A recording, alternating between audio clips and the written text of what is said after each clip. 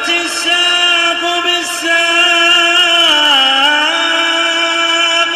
إلى ربك يومئذ المساق. الحمد لله رب العالمين، والصلاة والسلام على رسوله الأمين وعلى آله وأصحابه ومن تبعهم بإحسان إلى يوم الدين. أما بعد. Ikhwani fillah rahimani wa rahimakumullah. Pada pertemuan yang lalu kita telah selesai dari membaca penafsiran singkat dari ayat-ayat yang disebutkan oleh Syekhul Islam Ibnu Taimiyah rahimahullahu taala dalam kitab beliau ini. Berhubungan tentang ayat-ayat yang menetapkan sifat kalam bagi Allah Subhanahu wa taala. Dan kesimpulan dari ayat-ayat tersebut dikatakan oleh Al-Allamah Al-Fauzan hafizahullah di sini.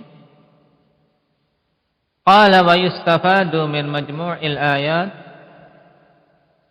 allati saqaha al-muallif itsbatul kalami lillah.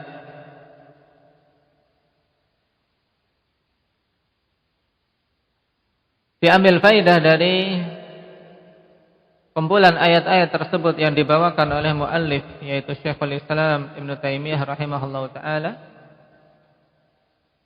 tentang penetapan sifat kalam bagi Allah Subhanahu wa taala. Wa madhhabu ahli sunnati wal jamaah itsbatu ma dalla alaihi al-kitab was sunnah min anna Allah mawsufun bil kalam. Dan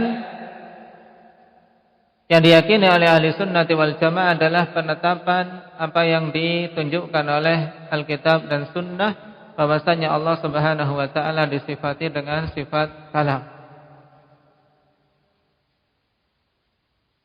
Adapun dalil-dalil dari Al-Qur'an ikhwani fillah telah disebutkan sebagiannya oleh Syekhul Islam Ibnu Taimiyah rahimahullahu taala.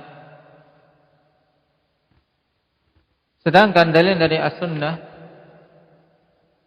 sebagiannya nanti juga akan disebutkan oleh beliau di pembagian atau di bab menyebutkan hadis-hadis Nabi sallallahu alaihi wasallam yang menetapkan tentang sifat-sifat Allah Subhanahu wa taala.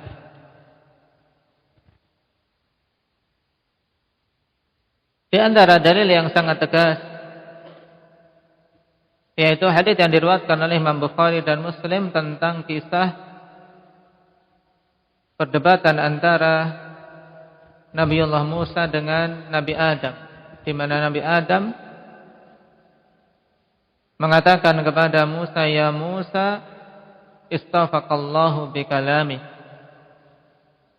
Wahai Musa, sungguhnya Allah Subhanahu wa taala telah memilih engkau dengan kalamnya.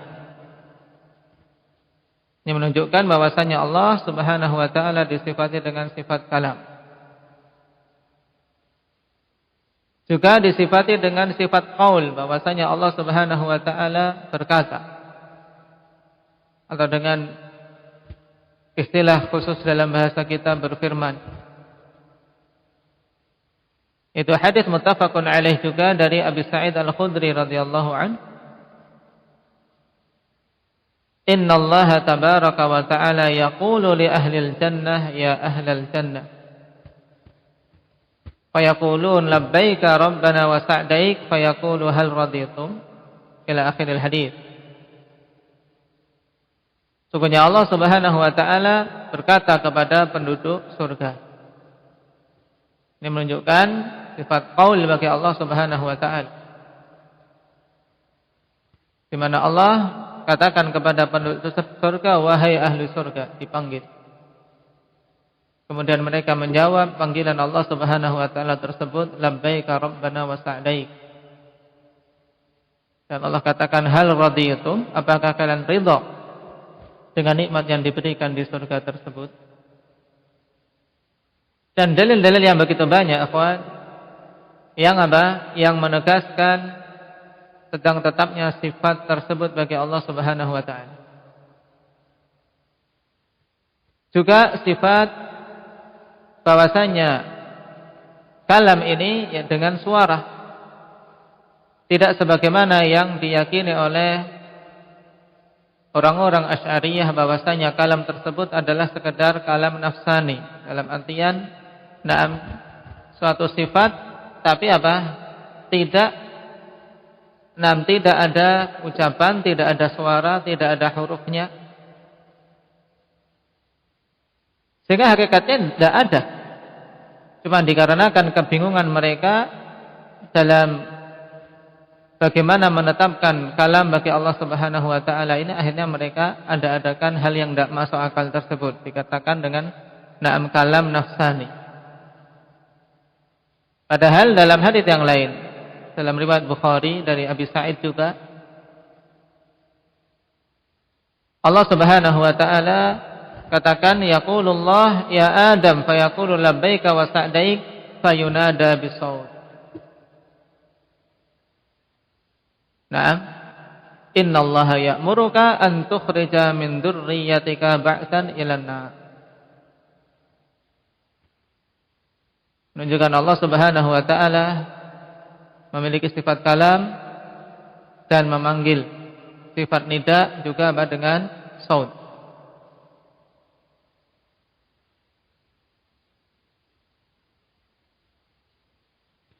Juga di antara dalil yang sangat jelas bahwasanya suara tersebut ikhwanifillah tidak boleh kita samakan dengan suara para makhluk sebagaimana keumuman sifat-sifat Allah Subhanahu wa taala.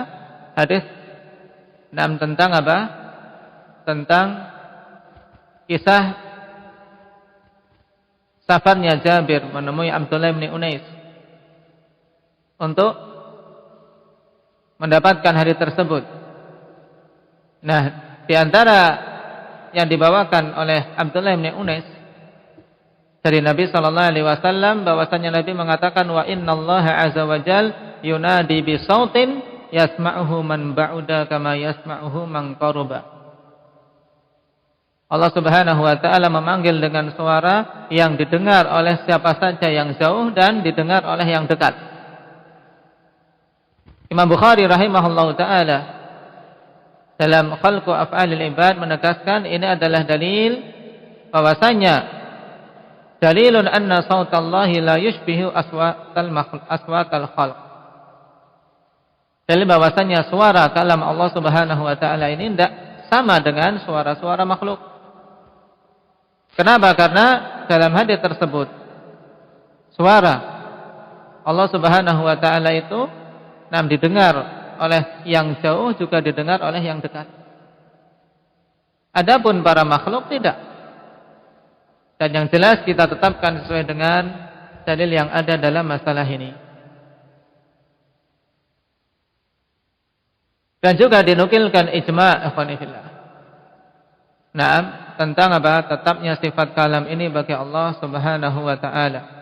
Sebagaimana ditegaskan oleh Imam Abul Hasan Al-Asy'ari rahimahullahu taala dalam risalah ila ahli tsaghr. Beliau katakan wa ajma'u ala isbati hayatillahi azza wa jalla lam yazal biha hayya. Bahwasanya ahli sunnah berijma' tentang tetapnya sifat hidup bagi Allah, bahwasanya Allah senantiasa hidup dengan kehidupan yang sempurna. Kehidupan yang sempurna itu bagaimana? Dan sampai lupa. Indak ya Hudzaifah. Hidup yang sempurna itu bagaimana?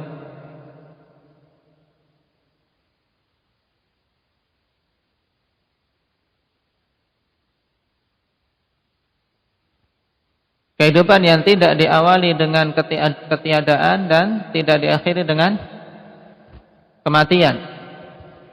Nah, kalau kehidupan kita kehidupan yang nakis, bukan kehidupan sempurna. Kenapa? Karena awalnya kita tidak ada, menjadi ada. Kemudian setelah itu akan mati. Adapun hidupnya Allah Subhanahu wa taala itu hidup yang sempurna. Tidak ada awalnya, tidak ada akhirnya. Dengan istilah azali abadi. Azali itu tidak ada awalan, naam, dan abadi itu tidak ada akhirnya. Kemudian beliau katakan, wa kalaman lam yazal bihi mutakallima, dan juga mereka berijma' bahwasanya Allah Subhanahu wa taala disifati dengan sifat kalam, yang Allah Subhanahu wa taala senantiasa mutakalliman. Disifati dengan sifat kalam tersebut. Tidak pernah Allah dalam waktu-waktunya disifati dengan sifat bisu. Dikarenakan itu adalah kekurangan bagi Allah Subhanahu wa taala dan tidak boleh kita tetapkan.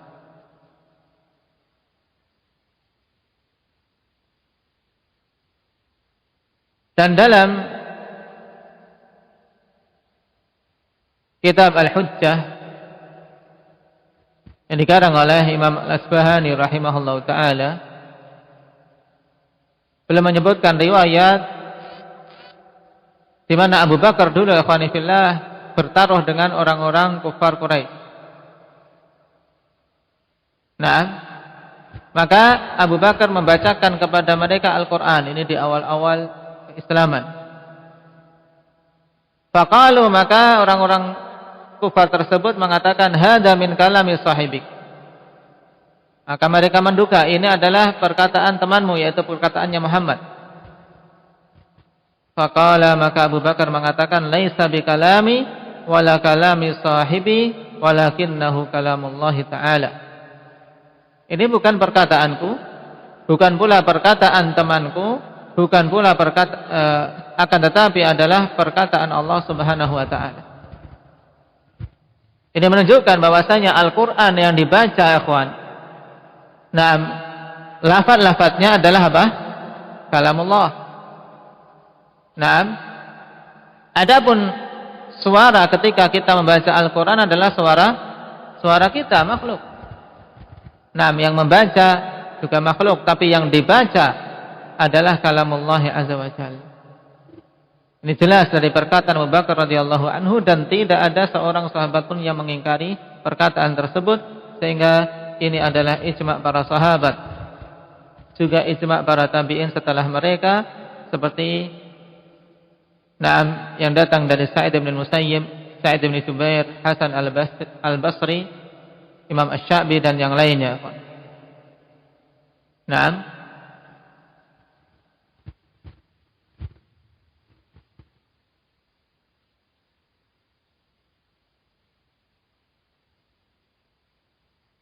Jadi tentang tetapnya sifat kalam berdasarkan Al-Quran dan Sunnah serta ijma' para salaf. Qala wa kalamuhu subhanahu, kita kembali ke perkataan Syekh Fauzan. Wa kalamuhu subhanahu min sifatihi dzatiyah liqiyami bihi wa ittisafihi bih. Dan kalamnya Allah Subhanahu wa taala termasuk kategori sifat dzatiyah, dikarenakan tegaknya sifat tersebut ada pada Allah senantiasa, dan juga apa disifatinya Allah Subhanahu wa taala dengannya. Tidak pernah kemudian Allah Subhanahu wa taala ikhwani fillah disifati dengan sifat apa? Sifat bisu. Oleh karena itulah sifat ini masuk kategori sifat dzatiyah. Nah, di mana Allah Subhanahu wa taala senantiasa disifati dengan sifat kalam.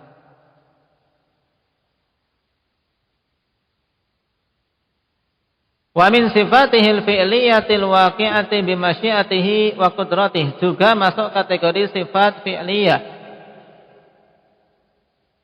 Nah, yang terwujud dengan kehendak Allah Subhanahu wa taala dan kudrahnya. Di mana jika Allah berkehendak untuk berbicara, maka akan berbicara sesuai dengan kehendaknya. Ketika menurunkan ayat-ayat dalam Al-Quran sesuai dengan kehendak Allah Subhanahu wa ta'ala.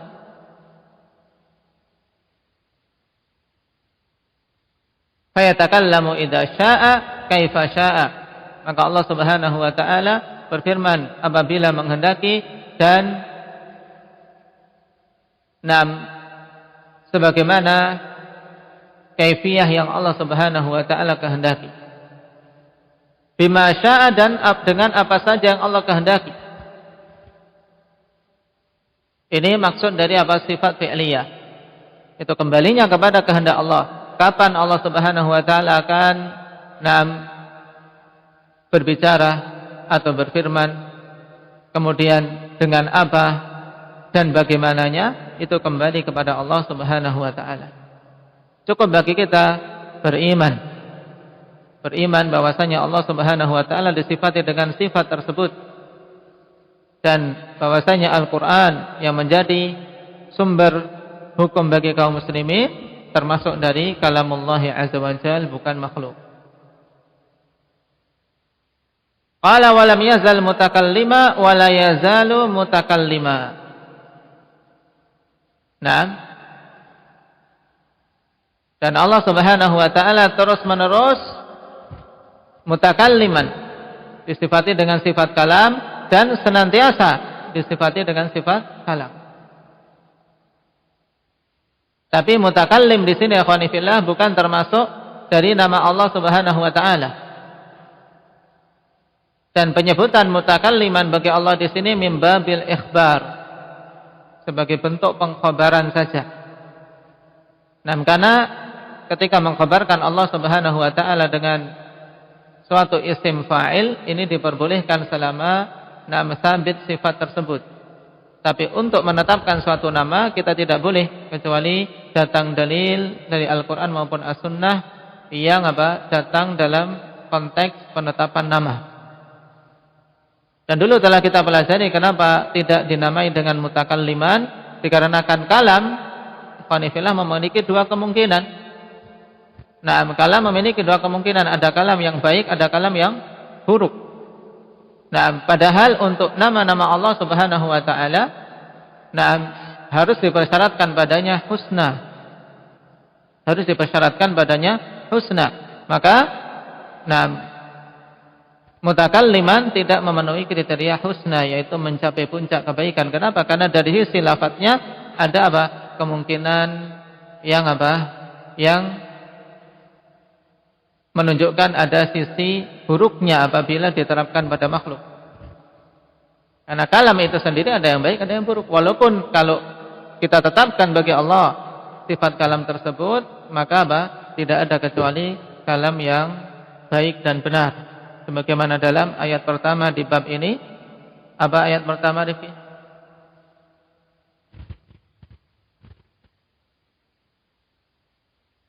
Wa man asdaqu minallahi haditsa wa man asdaqu minallahi qila. Baik. Li'annahu lam yazal wa la yazalu kamilan, dikarenakan Allah senantiasa dan terus-menerus zat yang sempurna.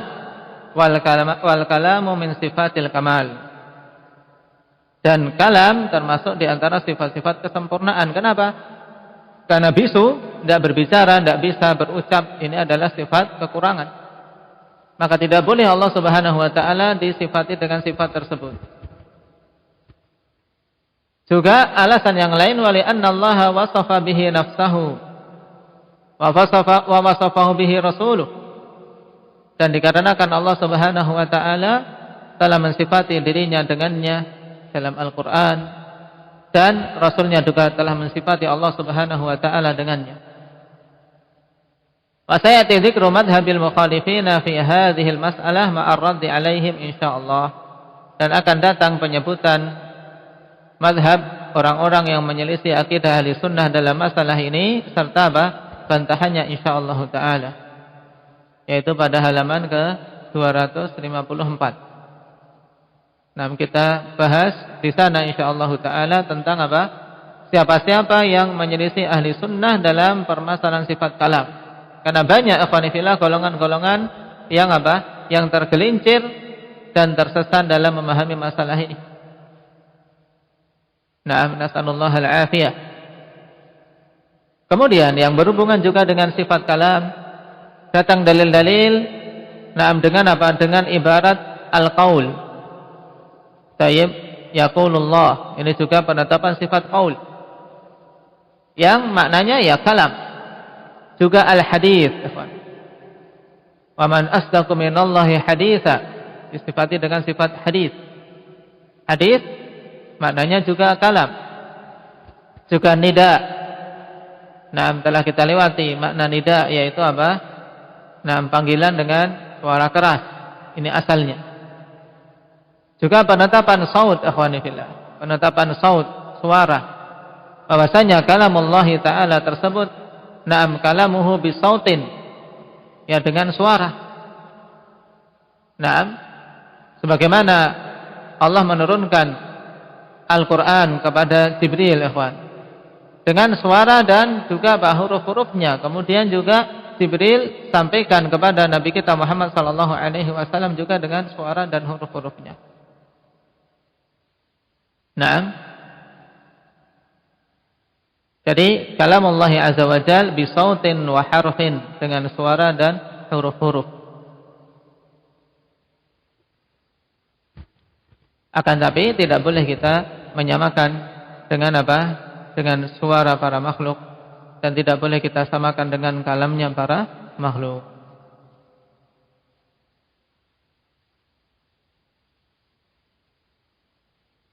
Dikatakan oleh Syekhul Islam Ibnu Taimiyah rahimahullahu taala, wastafadatil athar ani Nabi sallallahu alaihi wasallam wa sahabati wa tabi'in wa man ba'dahum min a'immatis sunnah annahu subhanahu yunadi bis-saut. Telah begitu banyak asar dari Nabi sallallahu alaihi wasallam dan para sahabat serta tabi'in dan orang setelah mereka dari kalangan imam-imam ahli sunnah bahwasanya Allah Subhanahu wa taala memanggil dengan suaranya. Nada Musa, memanggil Musa. Wa yunadi ibadahu yaumal qiyamati bisaut, juga memanggil hamba-hambanya pada hari kiamat dengan suara. Wa yatakallamu bil wahyi bisaut, dan berkalam. Naam, mengatakan atau menurunkan wahyunya juga dengan saut. Wa lam yunqal an ahadin minas salaf annahu qala innallaha yatakallamu bila sautin aw bila harfin. Ini tidak dinukilkan dari seorang pun dari kalangan salaf bahwasanya dia mengatakan bahwasanya Allah naam berfirman tanpa suara, tanpa huruf. Tidak ada. Tidak seperti yang diyakini oleh orang-orang Asy'ari. Wala annahu ankara an yatakallam Allah bisautin aw biharfin. Tidak pula ada seorang pun dari kalangan para salaf yang mengingkari bahwa Allah Subhanahu wa taala naam kalamnya itu dengan suara dan dengan huruf. Baik.